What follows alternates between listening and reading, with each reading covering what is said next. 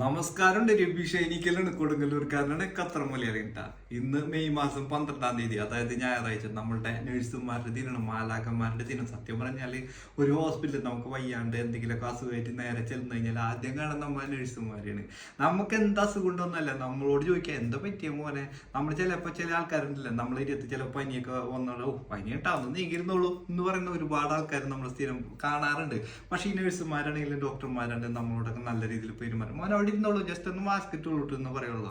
അതുപോലെ തന്നെ നമ്മളോട് സംസാരിക്കുമ്പോൾ തന്നെ നല്ല രീതിയിൽ എന്താ പറ്റിയത്, എങ്ങനെ കാര്യങ്ങൾ, നമ്മളോടൊക്കെ ഒരു പോസിറ്റീവ് എനർജി പോലെയാണ് അവർ സംസാരിക്കാറുള്ളത്. ഒരിക്കലും അവർ നെഗറ്റീവായിട്ട് നമ്മളോട് ദേഷ്യപ്പെട്ടപ്പോൾ ഒരാളോടും സംസാരിക്കും ഞാൻ ഇതുവരെ കണ്ടിട്ടില്ല കേട്ടാ.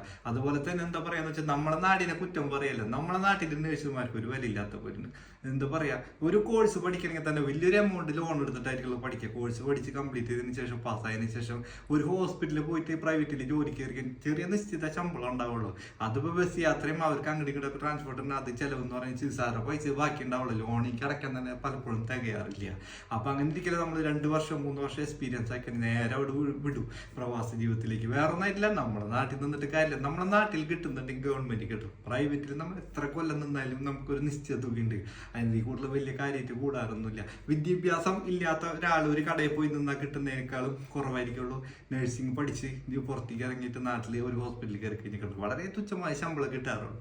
ഞാൻ പറയാനുള്ള കാരണം എന്ന് വെച്ചാൽ ഞാനൊരു മാലാഖിനെ കല്യാണം കഴിച്ചിരിക്കുന്നത്. നമ്മൾ ഈ കോലം വെച്ചിട്ട് നമ്മളാരും ഇഷ്ടപ്പെടണ്ടേ. അങ്ങനെ കുറെ തേടി നടന്നപ്പോൾ ഒരു മാലാഖിക്ക് എന്നെ ഇഷ്ടമായി. അങ്ങനെ ഞങ്ങളങ്ങോട്ട് കല്യാണം കഴിച്ചു. അപ്പൊ ഇതൊക്കെ അനുഭവത്തിലുള്ള എന്റെ പേരിലിട്ടാണ് ഞാൻ പറയുന്നത്. അപ്പൊ അവരുടെ ഒരു ദിനം എന്ന് പറഞ്ഞാല് ഒന്നും പറയാനില്ല, പറയാൻ വാക്കുകളില്ല. ഓക്കെ, അപ്പൊ എങ്ങനെ, നമസ്കാരം കേട്ടാ.